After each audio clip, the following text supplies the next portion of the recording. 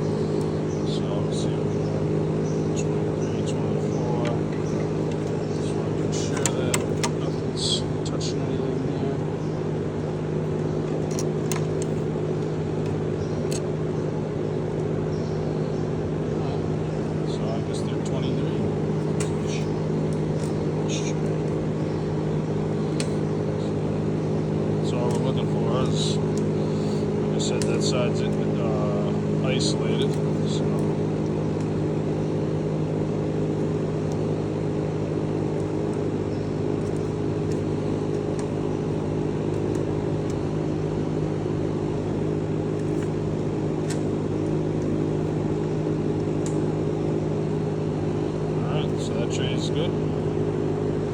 That's it. Just go around and I'll do that to all of them. And once I verify it's good, then we'll get back into taking this DIN rail off. And I'll show you how I put those nut certs in. Mount those other style contactors. So, took that board out too, so we're going to have to come up with a bypass for that. So I'll show you how we compare the two prints to figure out what's what. But so far, it's going pretty decent. Hopefully it stays that way. Alright, so there we go. We got the DIN rail off. We got these nut cert things put on. What a fucking pain in the ass those things are, but that's kind of what they look like from the back. I gotta cut them in half so they don't make contact with those coils here. And that's how those are all. So I'm gonna swap them over, whatever. So, tomorrow I just gotta mount the relays, the control relays up here. Got all this tricked out and traced out. I got it numbered. Got to put my own number and scheme on there because this thing has it's a different model, and I'm deleting a lot of that stuff. So it has different fucking wire numbers and stuff. But I'll be deleting all that out of there. I already deleted that board out of there, so I'm gonna have to find something to do with all these. These basically just come from these switches and stuff. So I'm gonna get into more of that tomorrow. I'll make another video. I just kind of wanted to show you where I'm at with this thing. Just with the row of 30s, row of 40s, and another row of 30s on the bottom. And, when I put this on when I hook this up to the generator and we put her to the rug, it doesn't. They don't get hot.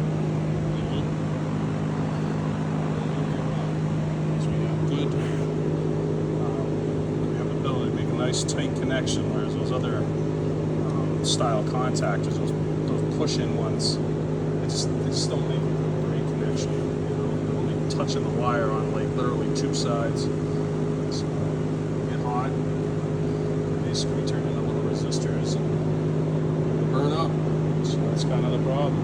So I'll show you more tomorrow. All right, so got the wiring thing underway here. It's pretty simple. Go through, like I said, they got the old numbers on here. There we go. So that's the number and scheme for this new model, but we're not keeping those new model, parts, for instance. So we're going back to the old model. So I put the old wire numbers on here. Hooking them up the same way as like I've been doing all of them. You just figure out the wire number and then you can figure out from which coil goes to which contactor. For instance, this one here, I just did these ones here. These C5P ones. You figure out the orientation of where we're at here. C5P, C5S. So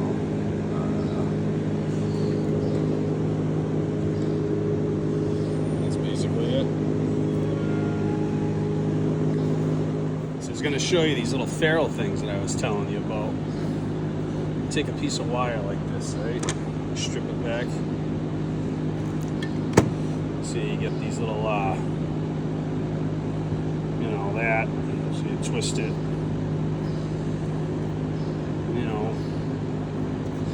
Get it all, nice and tight. But you want to go stick it in something like this, right? One of these terminals, just press it in there or whatever. See what happens, it gets all fucking jacked up. So they make these little ferrule things. They look like this. They come in whatever gauge wire you're working on. There's different, it's a 16 gauge. They come in different sizes. We got this is like so this is like a 10 gauge. So yeah, it's the holes in it. Kind of see the difference there. So you got to kind of use whatever one you're using for whatever wire you're working on. So in this case is 16 gauge. Just kind of twist it on there. that. Kind of almost just about pokes out the top. And you get this little nifty tool here. This fucking tool's like 300 bucks, but basically all it does is it just takes this round thing here, you put it down there, and you just, that's what it comes out as. And it doesn't, not only doesn't it come off, it's very hard. So if you wanted to take this and just say, just press this right in here. And see, now it's in there. You press it right in, whereas before you couldn't do that. So that's what it is. It really helps in like situations like when you're using these relay bases, especially like on the bottom where I gotta fucking store like so many of them in there. Just tried doing that with like regular wire. It would be such a fucking pain in the ass to do that. See how I have those? I purposely cut that so I can fit 2 wires in one. Yeah, so without doing it that way, man, those things like fucking, these things are in here. They're not coming out. You know? They sit nice and flush in there. I try to avoid using bare wire at all and stuff like this because it will. You can just pull right out of there. You know, those are in there. So this is the third one that I'm doing here. I'm almost done. So I've just got a couple more things to do wire-wise, but looks messy, but it'll work. I'm gonna neaten it up after. Alright, it's done. Got it all wired in. The only thing I got left to do now is put the hour meter in. Got a quick function check.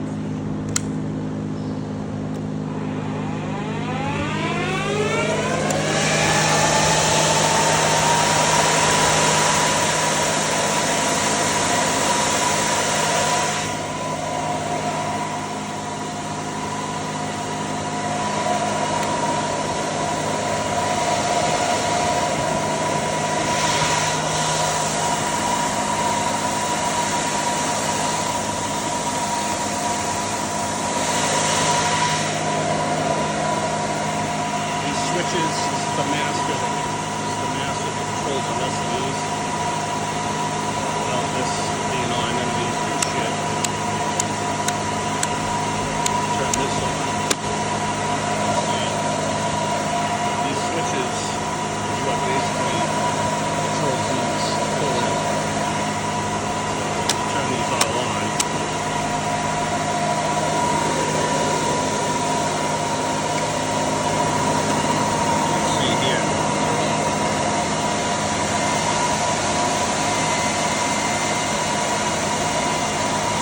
Pull in.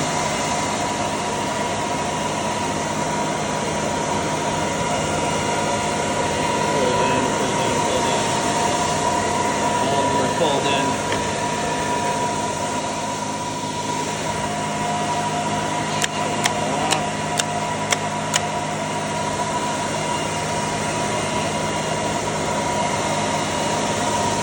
Throw the hour meter in and we'll throw it in the load tester and test it out. That's it. Another one rebuilt.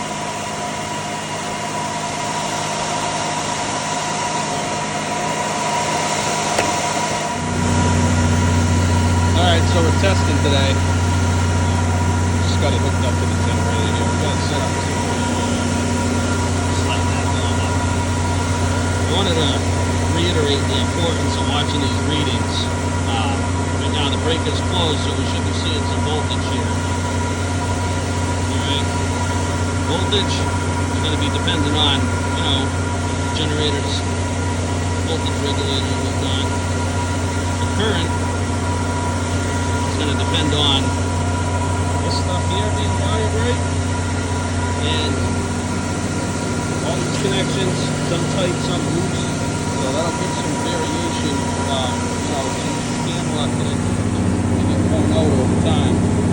So ideally what we want to see is you want to see the same thing across all three. You know, that's really what we're looking for. We got the thermal camera to take a little, checking it for heat and whatnot. Just really for now.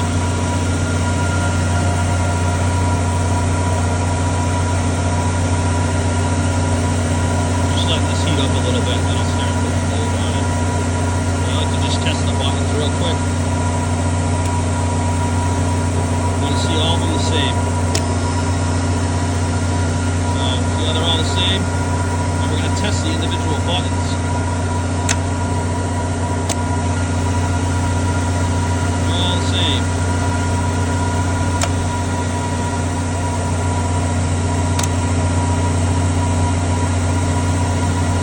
Like I said, you're going to have a little variation depending.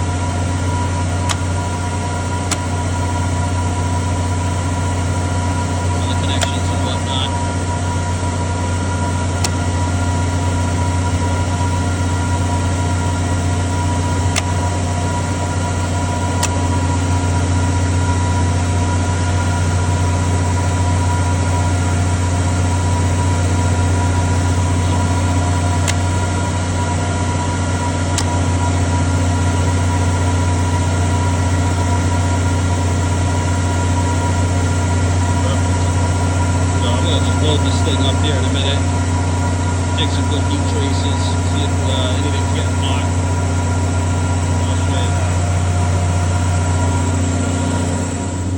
Alright, so this thing's been running for like an hour now. So I'm going to go over and just take some temp readings. Make sure that the current and stuff is still basically staying the same.